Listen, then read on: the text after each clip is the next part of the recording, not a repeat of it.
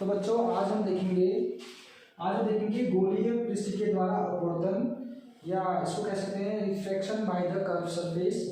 तो इसमें देखिए फर्स्ट हमने देखा एक ऐसा सरफेस जो आपका बाहर की ओर कर्व है, यानी इसको बोलते हैं आपका उत्तल गोलीय पृष्ठ बोलेंगे। और उत्तल गोलीय पृष्ठ में हमने देखा कि यहाँ एक बाहर की ओर कर्व है, ऑब्जेक्ट यहाँ पर रखा हुआ है और इमेज की यहाँ पर बन रही है। ठीक, तो इमेज की जो डिस्टेंस को मैंने v मान लिया है और जो इमेज यहाँ बन रहा है ऑब्जेक्ट ये है, इसकी डिस्टेंस u है, क्योंकि इधर साइड है ये लेफ्ट हैंड साइड है तो उसको माइनस का u लेंगे बाद में डेरिवेशन में। हम इसको डेरिवेशन करने जा रहे हैं कि इसके लिए हम इमेज के लिए कैसे हम कैलकुलेट करेंगे। इसके जो डेरिवेशन आता है ये कर्व सरफेस का जो रिफ्लेक्शन है उसको हम यहाँ ड्राइव करेंगे। ठीक, तो देखते हैं पहले देखिए यहाँ से जो रेज गई वो रेज यहाँ पर टकराई और टकराने के बाद ये यहाँ पर मिली और यहाँ पर इसका इमेज बना। तो यहाँ पर जब हम परपेंडिकुलर पढ़ा और रूल्स ऑफ रिफ्लेक्शन हमने ये सीखा है परपेंडिकुलर के अलोंग आती है लाइन, तो इसको हमने R मान लिया। और जो रिफ्लेक्शन हुई जो इंसिडेंट रे है यानी आपतित किरण वो ऐसे करके निकलती है। ठीक है, तो इसको मैंने I मान लिया। ठीक, तो अकॉर्डिंग टू इसमें स्नेल्स लॉ लगाएंगे बच्चों। तो स्नेल्स लॉ लगाएंगे जब यहाँ पर, तो देखिए स्नेल्स लॉ क्या होता है। तो according to Snell's law, Snell's के नियम से, ठीक है, स्नेल के नियम से तो क्या होता है यहाँ पर μ2, ये म्यू क्या आपका मीडियम है। ठीक है, ये आपका मीडियम ये μ1 मान लिया और इसको मीडियम μ2 मान लिया, μ1 और μ2 इसको हमने विरल मान रखा है। ठीक है, रेयर मीडियम और इसको हमने डेंस मीडियम मान रखा है। ठीक, तो μ1 और यहाँ पर आएगा आपका साइन i और इस तरह से μ2 साइन r। ठीक है, तो यहाँ पर मान लीजिए सिंस साइन i और साइन r बहुत छोटे हैं, जो इसमें एंगल होते हैं बहुत छोटे मानने पड़ते हैं हमको, तो उस टाइम में हम लिखते हैं साइन i को i के इक्वल और साइन r को r के इक्वल। तो μ1 i बराबर μ2 r। ठीक है, इस r को मैं चाहे तो ऐसे मान लो या इसको r को मैं अभी ऐसे करता हूँ बच्चों, देखो इस r को ऐसे। ठीक है, क्योंकि r और अल्फा हमारे साथ एक ही जैसे दिखेंगे तो हमने r को ऐसे लिखते हैं। तो इसको मान लिया इक्वेशन 1। अब इस i को कैलकुलेट करना है मुझे। ठीक है, तो i को कैलकुलेट करने के लिए मुझे क्या करना पड़ेगा, यहाँ पर से एक परपेंडिकुलर ड्रॉ करना पड़ेगा। ठीक है, तो परपेंडिकुलर ड्रॉ कर लिया तो इसको यहाँ मान लिया मैंने, इसको सपोज n मान लिया, क्या होगा अप्रॉक्स इक्वल होगा p के। ठीक है, जो कर्व सरफेस है वो हम इसको ज़्यादा कर्व ना मान के एक हल्का सा कर्व मानते हैं। ठीक है, ज़्यादा ये क्या होगा n और p आपस में इक्वल ही होंगे। तो यहाँ पर होगा i को निकालें, तो i को कैलकुलेट करने के लिए मेरे पास क्या है, तो i इक्वल्स टू आपने एक 10th में मैथ्स जो आपका ट्रायंगल है उसमें आपने देखा होगा कि जो अधिक कोण होता है अंदर के कोण के इक्वल होता है। तो अंदर के कोण के हम कैलकुलेट करते हैं। सपोज रेज जो गई है अल्फा एंगल में गई है, अल्फा इसको बीटा मान लो और इसको मान लो गामा, अल्फा बीटा गामा। ठीक है, इस तरीके से मान क्या है, ये एंगल है अंदर के, इधर एंगल है बहुत छोटे होते हैं भी। तो आई इक्वल्स टू, अगर मैं इस ट्रायंगल की बात करूँगा, किसकी आई, इस ट्रायंगल इसको एम मान लो, ट्रायंगल एम ओ और सी में। ठीक है, ट्रायंगल एम ओ सी में, तो आई बराबर क्या आ जाएगा अल्फा प्लस गामा। ठीक, सिमिलरली क्या करना है इनको इस वाले ट्रायंगल में, किस कौन ट्रायंगल में, ये ट्रायंगल में देखेंगे एम, ये ट्रायंगल कहाँ से आएगी, आया आपका ट्रायंगल एम ओ और सी। ठीक है, यहाँ से इसको ये मिला। उसके बाद ये आर को कैलकुलेट करना है, ये आर को, तो आर इक्वल टू देखो ये वाला ट्रायंगल, देखो इसमें कौन सा ट्रायंगल, ये वाला एम सी और आई में। तो एम सी और आई में ट्रायंगल एम सी आई में क्या होगा आपका,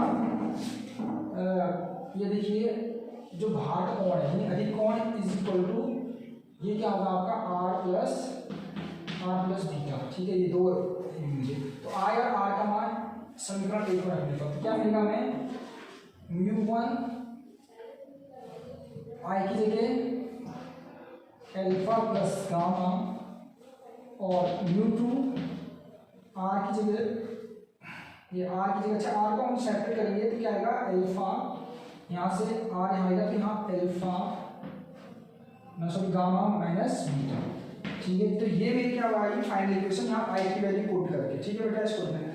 अब फिर से हम यहाँ पर करेंगे कि जो अल्फा और गामा है वो एंगल छोटे हैं, तो एंगल छोटे तो उसमें हम इसको tan अल्फा में लिखता हूँ, sin अल्फा में लिखता हूँ, ठीक है। मुझे आगे सॉल्व करने के लिए मैं इन एंगलों को, क्योंकि एंगल की वैल्यू निकालनी है मुझे इस फिगर को देखते हुए, तो मैं इसको सॉल्व करूंगा अल्फा और गामा को tan के फॉर्म में लिखते, ठीक है। तो कैसे लिखते हैं, यहाँ पर लिखेंगे सिंस, या फिर चूंकि जो एंगल है बहुत छोटे हैं तो tan अल्फा इक्वल्स टू ना alpha equals to tan alpha, इसको कन्वर्ट कर देंगे। तो यहाँ पर लिख सकते हैं लोग tan, इसको अल्फा, इसको tan गामा और इसको tan बीटा, क्योंकि ये जो एंगल है बहुत छोटे हैं, ठीक है बेटा।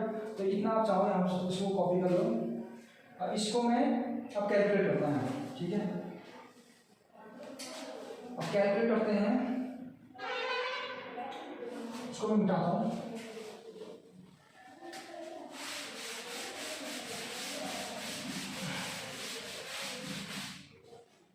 तो यहाँ से म्यू वन अल्फा की जगह लिखेंगे tan अल्फा और गामा की जगह लिखेंगे tan gamma which is equal to mu two और यहाँ अल्फा माइनस बीटा, मतलब tan alpha minus tan beta, यहाँ पर tan लिखिएगा tan alpha minus tan beta, ठीक है।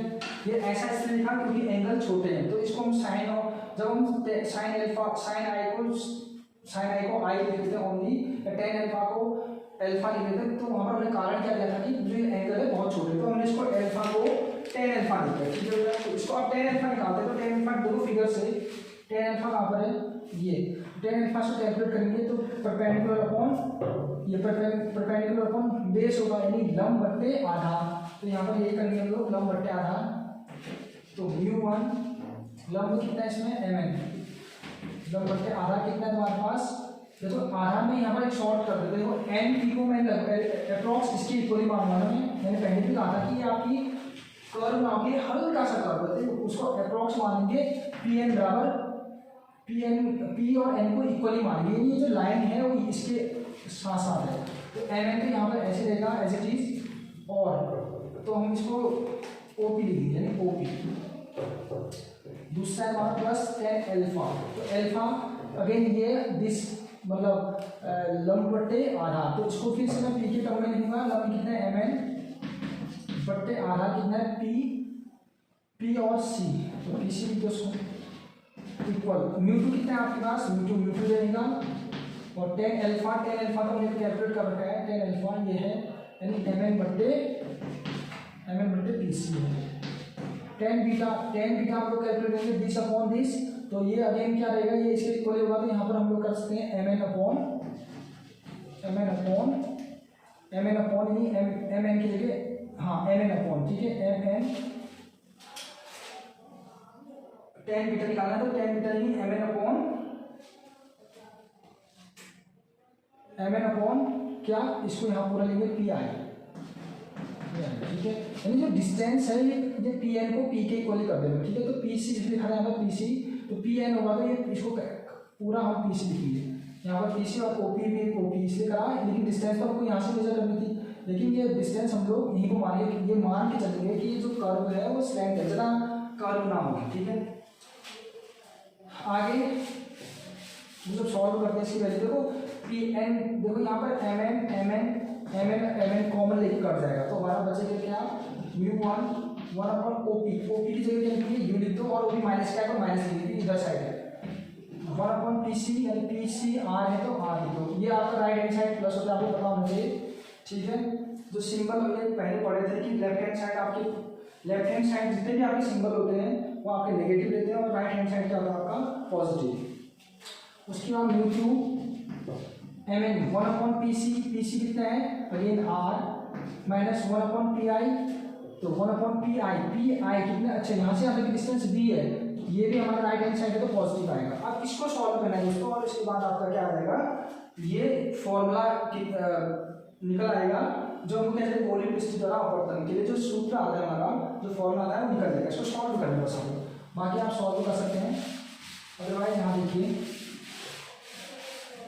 तो यहाँ पर क्या करना है आपको, इसका अंदर मल्टीप्लाई कर लो, u1 बट्टे माइनस यू माइनस, अच्छा माइनस ना प्लस तो प्लस ही था, r u1 है ये u1 और यहाँ पर μ2 बट्टे r माइनस μ2 बट्टे v, तो ये दो आ। अब इस r वाले को एक साथ लो, इसको सॉल्व करो, लेके सॉल्व करो, ठीक।